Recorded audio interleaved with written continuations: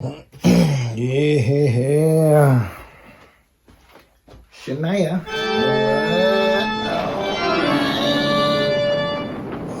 Yeah, we'll get a better setup once this is all done. Hey, it's your boy Kyle. Public domain with Kyle Kinane. Public D with Kyle K.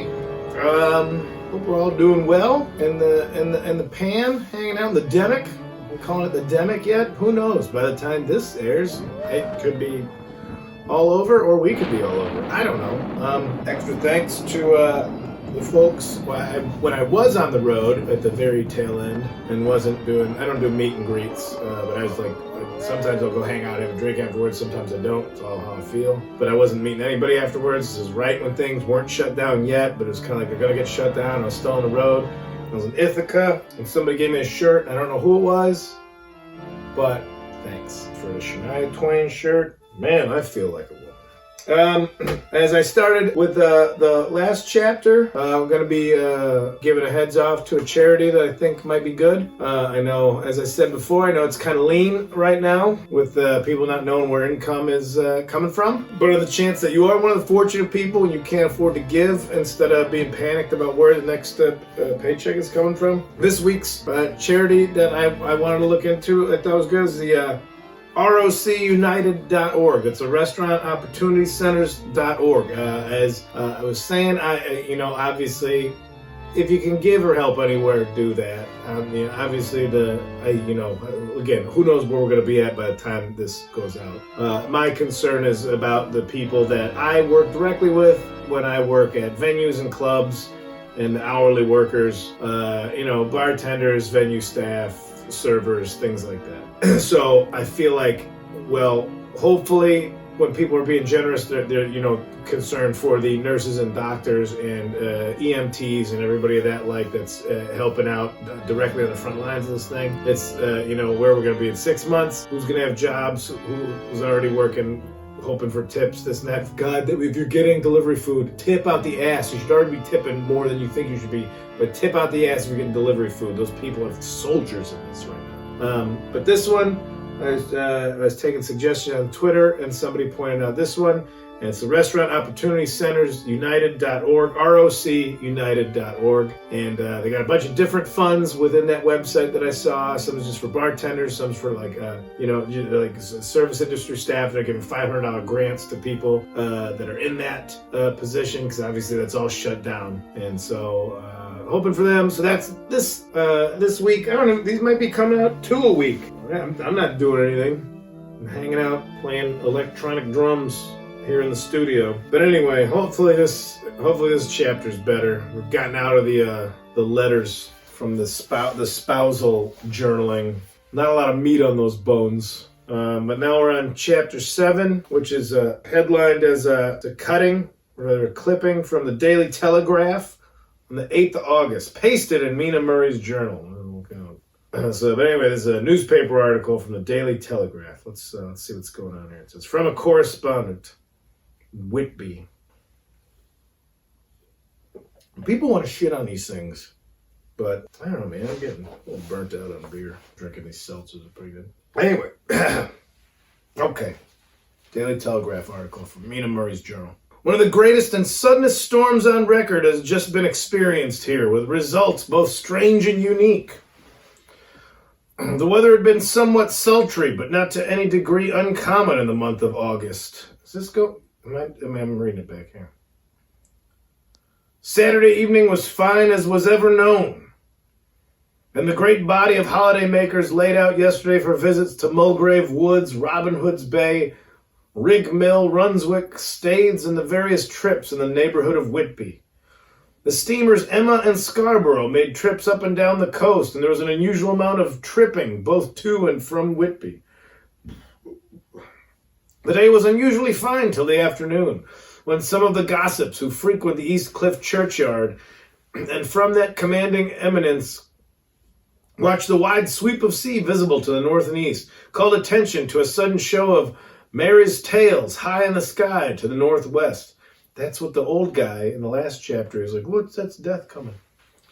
The wind was then blowing from the southwest in a mild degree, which in barometrical language is ranked number 2, light breeze. The Coast Guard on duty at once made report, and one old fisherman who for more than a half-century has kept watch on weather signs from the East Cliff foretold in an emphatic manner the coming of a sudden storm. The approach of sunset was so very beautiful, so grand in its masses of splendidly colored clouds, that there was quite an assemblage along the walk of the cliff in the old churchyard to enjoy the beauty. Before the sun dipped below the black mass of Kettleness, standing boldly athwart in the western sky, its downward way was marked by myriad clouds of every sunset color, flame, purple, pink, green, violet, and all the violet, and all the tints of gold, with here and there masses not large, but of seemingly absolute blackness, in all sorts of shapes, as well outlined as colossal silhouettes. The experience was not lost on the painters, and doubtless some of the sketches of the prelude to a great storm will grace the R.A. and R.I. walls in May next. More than one captain made up his mind then and there that his cobble, or his mule, as they termed the different classes of boats, would remain in the harbor till the storm had passed. The wind fell away entirely during the evening, and at midnight there was a dead calm, a sultry heat, and that prevailing intensity which, on the approach of thunder, affects persons of a sensitive nature. There were but few lights in the sight at sea, for even the coasting steamers, which usually hug the shore so closely, kept well to seaward, and but a few fishing boats were in sight. The only sail noticeable was a foreign schooner, with all sails set, which was seemingly going westwards. The foolhardiness or ignorance of her officers was a prolific theme for comment whilst... Let me start that one over. The foolhardiness or ignorance of her officers was a prolific theme for comment whilst she remained in sight, and efforts were made to signal her to reduce sail in face of her danger. Before the night shut down, she was seen with sails idly flapping as she gently rolled on the undulating swell of the sea, as idle as a painted ship upon a painted ocean. Shortly before 10 o'clock, the stillness of the air grew quite oppressive, and the silence was so marked that the bleating of a sheep inland or the barking of a dog in the town was distinctly heard, and the band on the pier, with its lively French air, was like a discord in the great harmony of nature's silence. A little after midnight came a strange sound from over the sea, and high overhead the air began to carry a strange, faint, hollow booming. Then, without warning, the tempest broke. I said warming? I said warning. With a rapidity which, at the time, seemed incredible, and even afterwards is impossible to realize, the whole aspect of nature at once became convulsed. The waves rose in a growing fury, each overtopping its fellow, till in a very few minutes the lately glassy sea was like a roaring and devouring monster. White crested waves beat madly on the level sands and rushed up the shelving cliffs. Others broke over the piers, and with their spume, swept the lanthorns of lighthouses which rise from the end of either pier of Whitby Harbor. The wind roared like thunder and blew with such force that it was with difficulty that even strong men kept their feet, or clung with grim clasp to the iron stanchions. It was found necessary to clear the entire piers from the mass of onlookers, or else the fatalities of the night would have been increased manifold. To add to the difficulties and dangers of the time, masses of sea fog came drifting inland. White, wet clouds which swept in ghostly fashion, so dank and damp and cold that it needed but little effort of imagination to think that the spirits of those lost at sea were touching their living brethren with the clammy hands of death, and many a one shuddered as the reeds of sea mist swept by. This is well written. This guy, whoever's writing for that Daily Telegraph, he's crushing it. At times, the mist cleared. My downstairs neighbor's playing a real, upbeat tune right now. So the juxtaposition, I don't know if you can hear it on this, but the juxtaposition's pretty funny. If you imagine, who's that swaggery fuck? the white dude that plays the blues, but is like a college rocker. It's like him. I can't remember that dude's name. Like, he's a good guitar player. Not many of but the guy I'm talking about. He's a good guitar player, but he's like a dickhead. The Wonderland Body Wonderland song. Sorry to take you out of the mood. I was getting into it too. I'm sorry.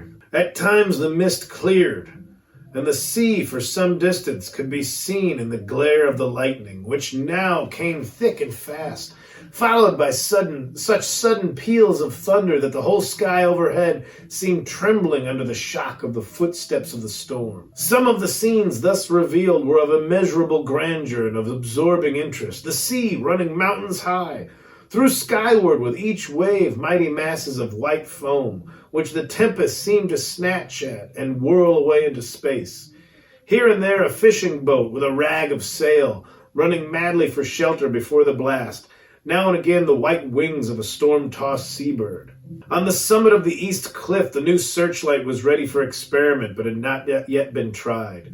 The officers in charge of it got it into working order, and in the pauses of the inrushing mist swept with it the surface of the sea. Once or twice its service was most effective, as when a fishing boat with gunwale under water rushed into the harbor, able by the guidance of the sheltering light to avoid the danger of dashing against the piers. As each boat achieved the safety of the port, there was a shout of joy from the mass of people on shore, a shout which for a moment seemed to cleave the gale and was then swept away in its rush. Before long, the searchlight discovered some distance away a schooner with all sails set, apparently the same vessel which had been noticed earlier in the evening. The wind had by this time backed to the east, and there was a shudder amongst the watchers on the cliff as they realized the terrible danger in which she now was. Between her and the port lay the great flat reef on which so many good ships have from time to time suffered, and, with the wind blowing from its present quarter, it would be quite impossible that she should fetch the entrance of the harbor. It was now nearly the hour of high tide, but the waves were so great that in their troughs the shallow of the shore were almost visible.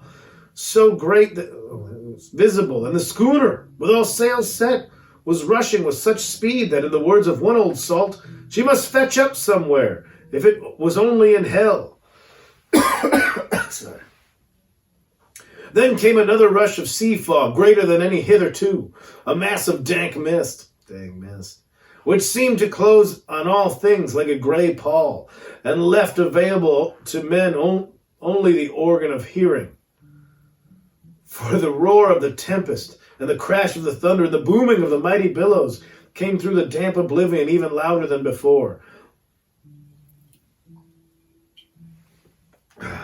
The rays of the searchlight were kept fixed on the harbor mouth across East Pier, where the shock was expected, and men waited breathless.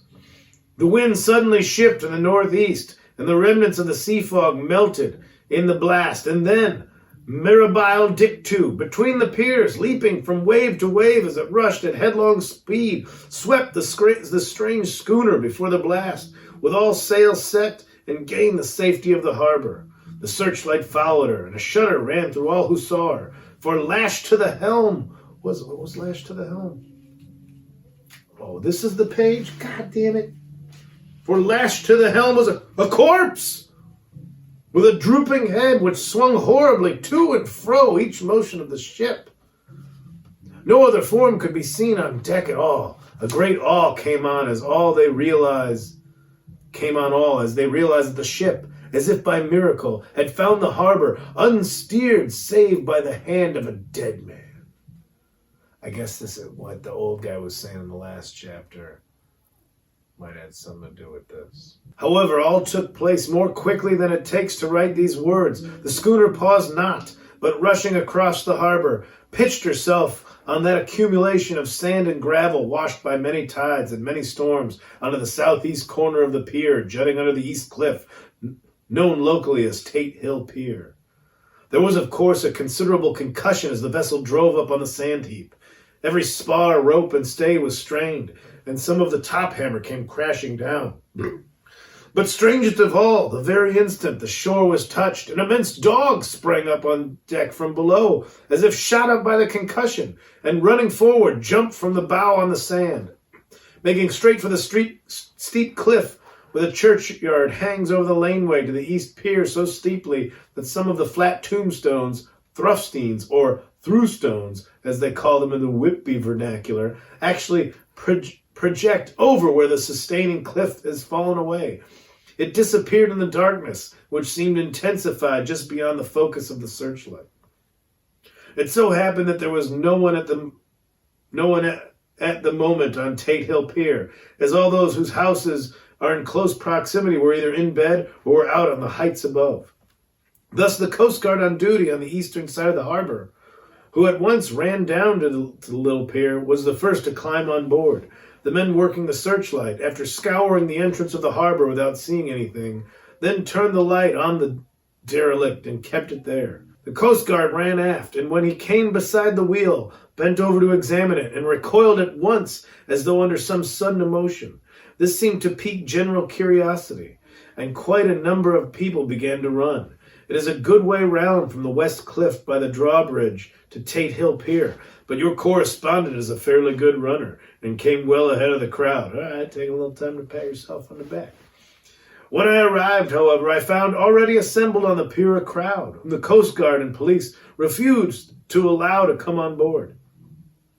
By the courtesy of the chief boatman, I was, as your correspondent, permitted to climb on deck, and was one of a small group who saw the dead seaman whilst actually lashed to the wheel.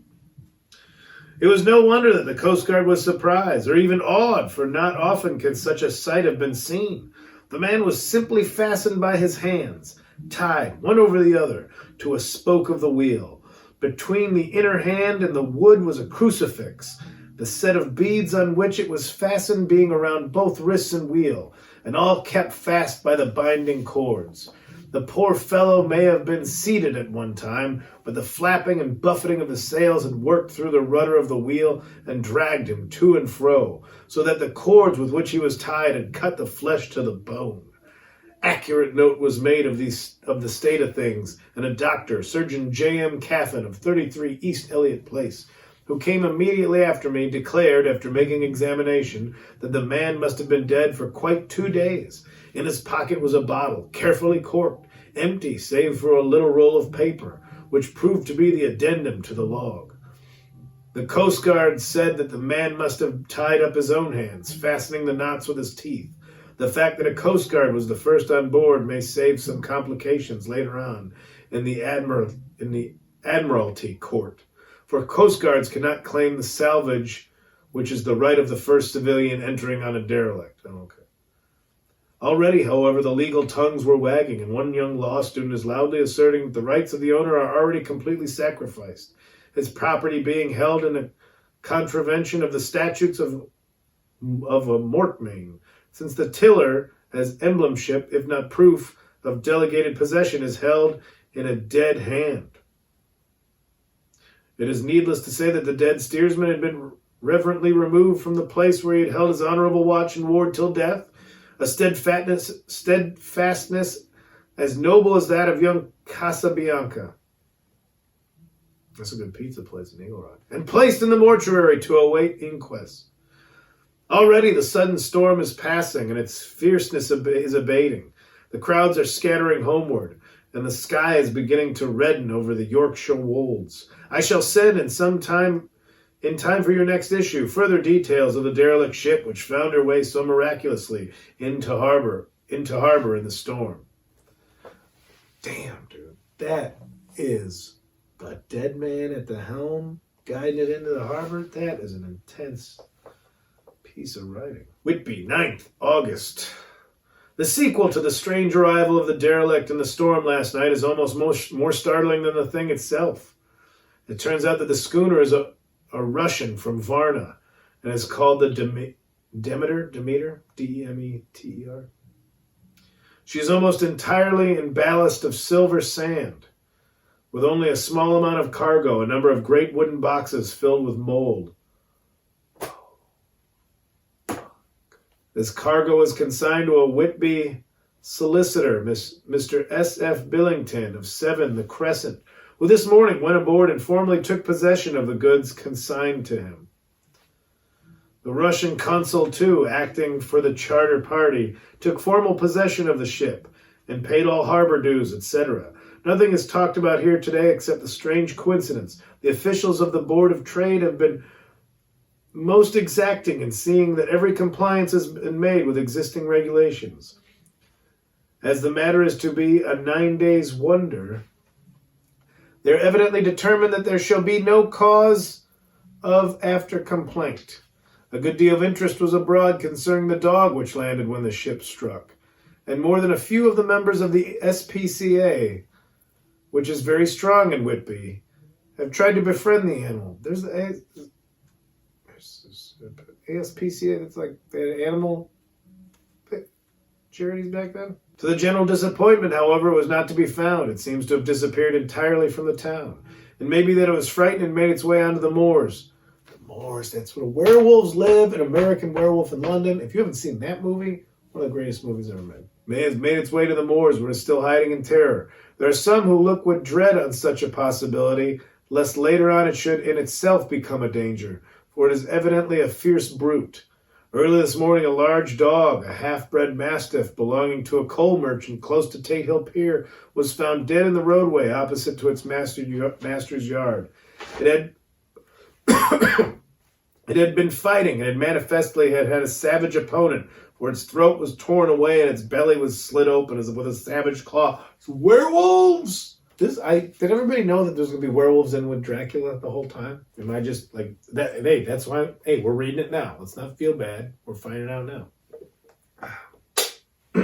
Later, by the kindness of the Board of Trade Inspector, I have been permitted to look over the logbook of the Demeter, which was in order up to within 3 days, but contained nothing of special interest except as to facts of missing men. The greatest interest, however, was with regard to the paper found in the bottle, which was today produced at the inquest, and a more strange narrative than the two between them, which was today produced at the inquest, and a more strange narrative than the two between them unfold it has not been my lot to come across.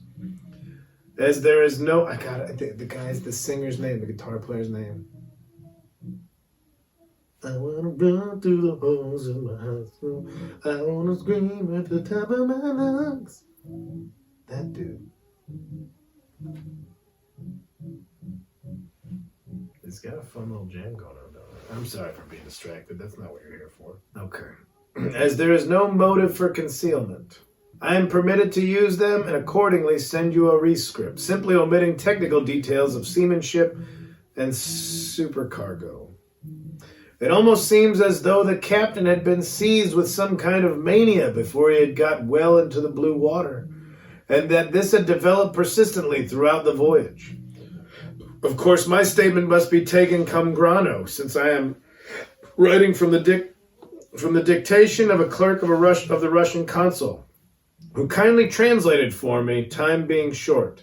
Log of the Demeter, Varna to Whitby.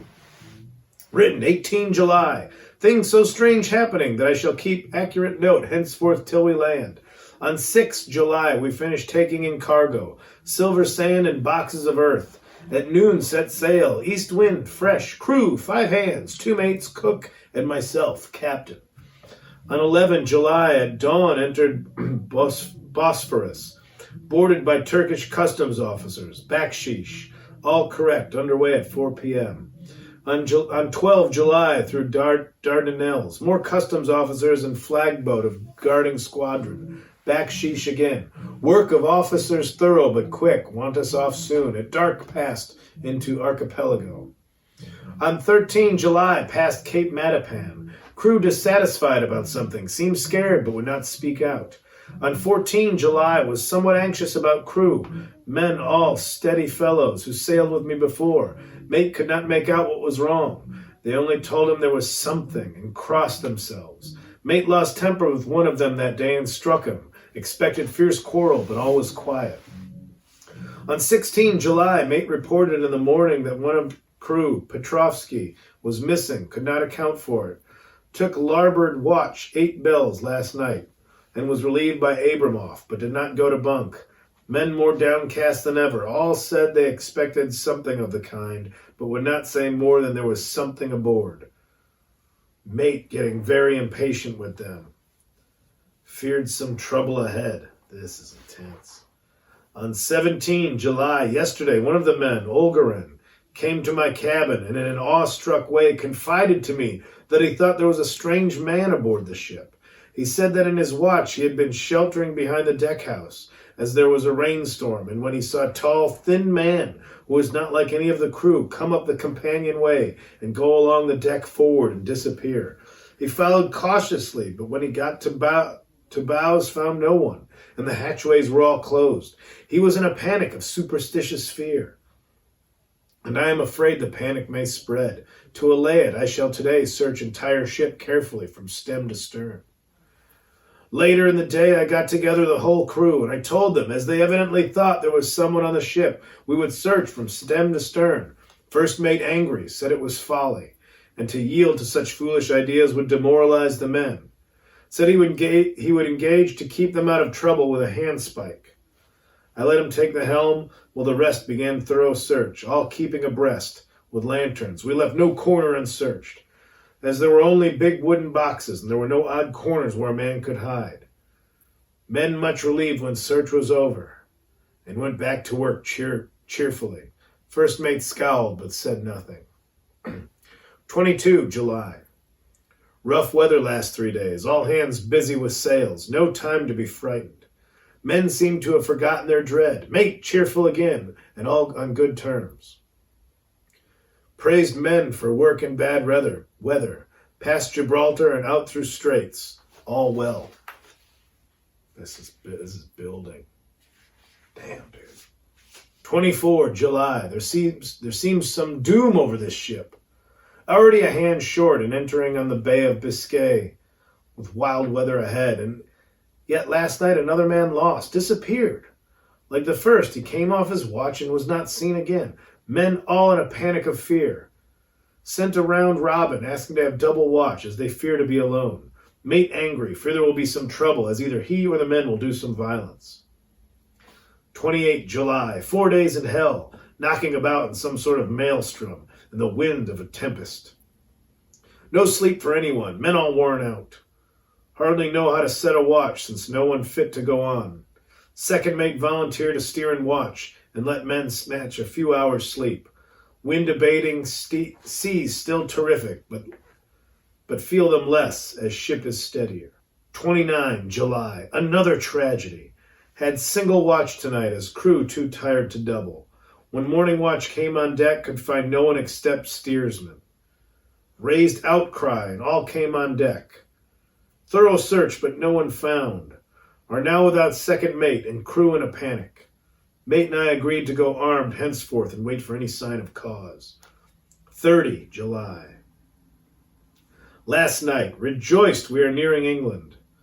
Weather fine, all sails set, retired, worn out, slept soundly. Awake by mate telling me that both man of watch and steersman missing. Only self and mate and 2 hands left to work ship. 1 August. 2 days of fog and not a sail sighted. Had hoped when in the English Channel to be able to signal for help or get somewhere. Not having power to work sails, have to run before wind. Dare not lower, as could not raise them again. We seem to be drifting to some terrible doom. Mate now more demoralized than either of men. His stronger nature seems to have worked inwardly against himself. Men are beyond fear, working stolidly and patiently with minds made up to worst. They are Russian, he Romanian. 2 August, midnight. Woke up from a few minutes' sleep by hearing a cry, seemingly outside my port. Could see nothing in the fog. Rushed on deck and ran against mate. Tells me he heard cry and ran, but no sign of man on watch. 1 more gone. Lord help us. Mate says we must pass Straits of Dover. As in a moment of fog lifting, he saw North Foreland, just as he heard the man cry out. So if we are now off in the North Sea, and only God can guide us in the fog, which seems to move with us, and God seems to have deserted us. 3rd August. At midnight, I went to relieve the man at the wheel, and when I got to it, found no one there. The wind was steady, and as we ran before it, there was no yawing. I dared not leave it, so shouted for the mate. After a few seconds, he rushed up on deck in his flannels. He looked wild-eyed and haggard, and I greatly fear his reason had given way. He came close to me and whispered hoarsely, with his mouth to my ear, as though fearing the very air might hear. It is here. I know it now. On the watch last night I saw it, like a man, tall and thin and ghastly pale. It was in the bows and looking out. I crept behind it and gave it my knife, but the knife went through it, empty as the air.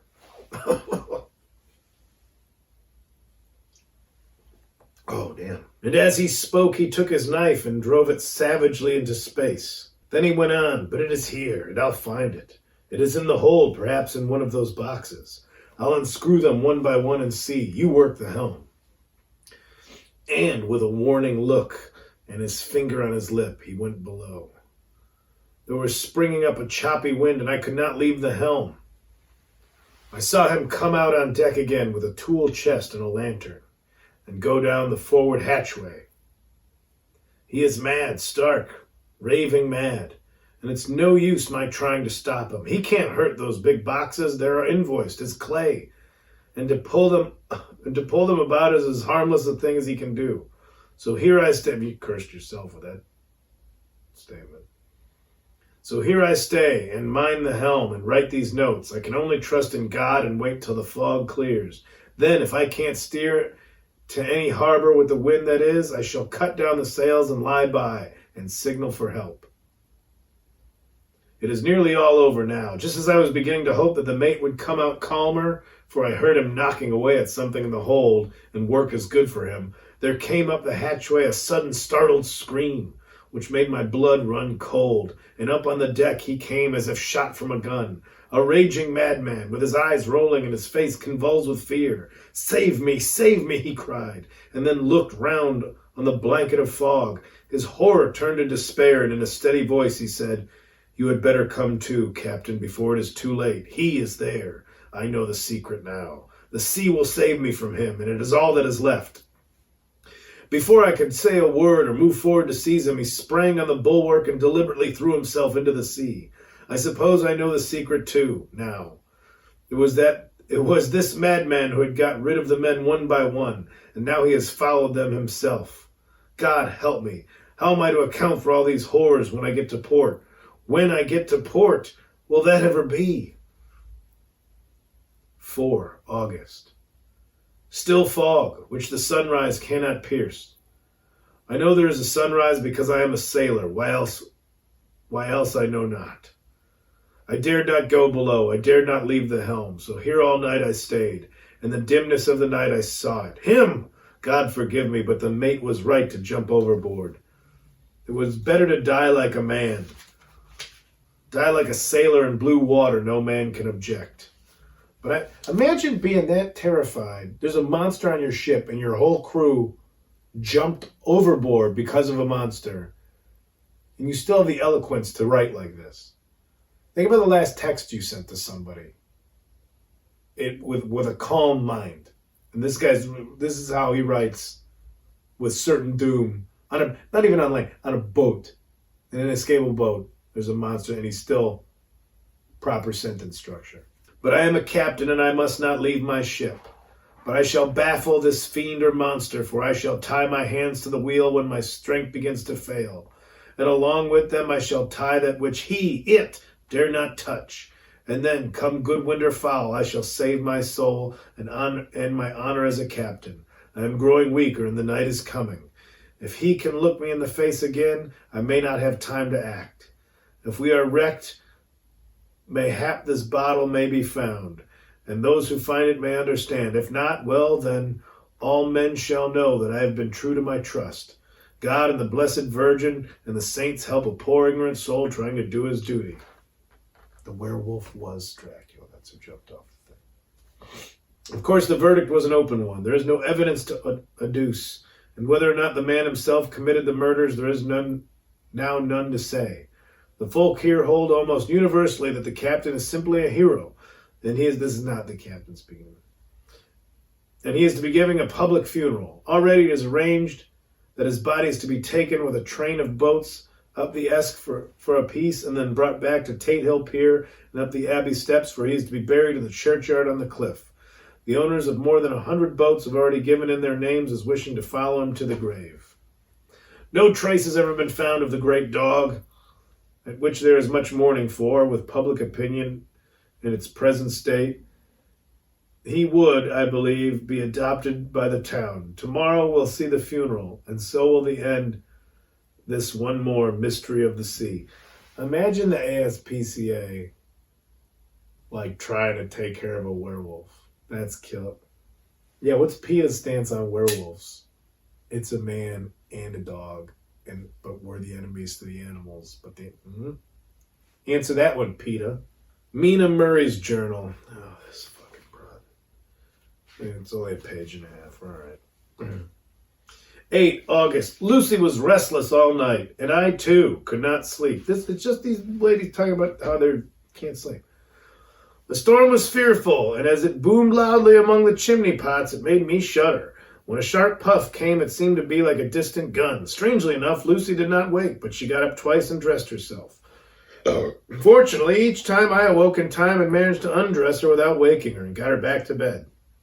It was a very strange thing, this sleepwalking, for as soon as her will is thwarted in any physical way, her intention, if there be any, disappears, and she shields herself almost exactly to the routine of her life. Early in the morning, we both got up and went down to the harbor to see if anything had happened in the night. There were very few people about, and though the sun was bright and the air clear and fresh, and the big, grim-looking waves that seemed dark themselves, because the foam that topped them was like snow, forced themselves in through the narrow mouth of the harbor like a bullying man going through the crowd. I fucking hate these chapters. Somehow I felt glad that Jonathan was not on the sea last night, but on land. Is he land or sea? Where is he and how? I'm getting fearfully anxious, finally knew what to do, if I could do anything. 10 August. The funeral of the poor sea captain today was most touching. Every boat in the harbor seemed to be there. The coffin was carried by captains all the way from Tate Hill Pier up to the churchyard. Lucy came with me, and we went early to our old seat, whilst the cortege of boats went up the river to the viaduct and came down again. We had a lovely view and saw a procession nearly all the way. The poor fellow was laid to rest quite near our seat, so we stood on it by the time and saw everything. Poor Lucy seemed much upset. She was restless and uneasy all the time, but I cannot think but her dreaming at night is telling her on her. It's an additional cause, and poor old Mr. Swales was found dead this morning on our seat, his neck being broken. Damn. He had evidently, as the doctor said, fallen back in the seat in some sort of fright, for there was a look of fear and horror on his face that the men said made them shudder. Poor dear old man, perhaps he had seen death with his dying eyes.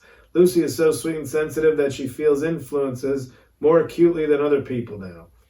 Just now she was quite upset by a little thing, which the man came up here as if looked for the boats, was followed by his dog. The dog's always with him. They're both quiet persons. I never saw a man angry, nor heard the dog bark. During the service, the dog would not come to its master, who was on the seat with us, but kept a few yards off, barking and howling. Its master spoke to it gently, and then harshly, and then angrily, but it would neither come nor cease to make a noise. It was in a sort of fury, with its eyes savage, and all its hairs bristling out like a cat's tail when puss is on the warpath. Puss on the warpath. Finally, the man, too, got angry and jumped down and kicked the dog, and then took it by the scruff of the neck and half dragged it and threw it on the tombstone on which the seat is fixed. The moment it touched the stone, the poor thing became quiet and fell all into a tremble. It did not try to get away, but crouched down, quivering and cowering in such a pitiable state of terror that I tried, though without effect, to comfort it. Lucy was filled with pity too, but she did not attempt to touch the dog, but looked at it and agonizing. She's super sensitive. I think it would be best for her to go to bed, tired out physically, so I shall take her for a long walk by the cliffs to Robin Hood's Bay and back. Maybe she won't sleepwalk. Oh, God, who are these Mina Murray's journals? I mean, I might... All right, maybe we'll do that. Who is Renfield? Was that one of the guys courting? That's who I don't remember. Anyway, that's not for me now. All right, well, I'll tell you what. That was that. We got Chapter 8 coming. But anyway, okay, so thanks for tuning in. Chapter 8's coming up next. Another Mina Murray's journal, so we know how those have been going. Anyway, if you're still with me and listening, thank you for that. ROCUnited.org is the charity for this chapter. Restaurant Opportunity Centers United kinane.org. You can go to the website and check out how they break down their donations. And a lot of these, the one last week, Give Together Now, was last episodes, and this one is this. The donations they're not going to another fund, they go directly to families. So that's a good idea. Anyway, be good, be safe, be nice to each other, wash your hands. Hopefully we're in a better place when these are coming out.